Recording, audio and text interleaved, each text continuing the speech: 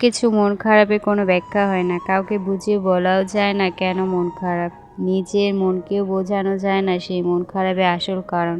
শুধু দীর্ঘ নিঃশ্বাস আসে, কখনো মন চায় নীরবে নিভৃতে কাঁদি, আবার কখনো বা ফুল স্ক্রিনে চিৎকার করে কাঁদতে ইচ্ছে করে। এই মন খারাপের নির্দিষ্ট কোনো কারণ না থাকলেও পুরো দিনটাকে কেমন যেন বিষণ্ণ করে তোলে। হয়তো দীর্ঘদিনের জমানো নানা মন খারাপ একসাথে জড়ো হয়ে বিধর্মনীয় রোদ শুধু অনুভূতি সৃষ্টি করে। এই অদ্ভুত অনুভূতির নাম কি হতে পারে আমার ঠিক জানা নেই। অধিকার যেখানে অস্থিরহীন, অভিমান সেখানে হাস্যকর। আমি শব্দহীন এক অভিমান, যার ভাষা কেউ বোঝে না।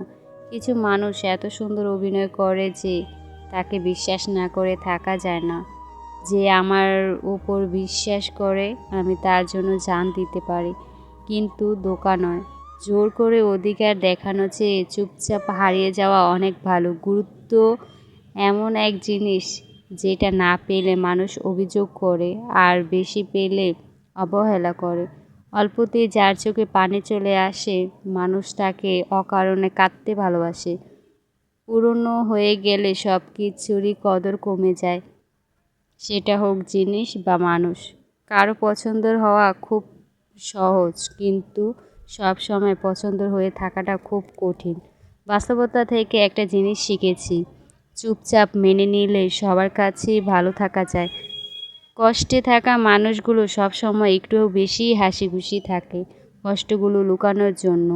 আকাশ রং বদলায়, সে তো মানুষের প্রয়োজনের মানুষ রং বদলায় নিজের স্বার্থের কারণে। স্বার্থপর মানুষ সব সময় সব কিছুতেই স্বার্থ খোঁজে, স্বার্থ হাসিল হলেই আঘাত করে কেটে পড়ে।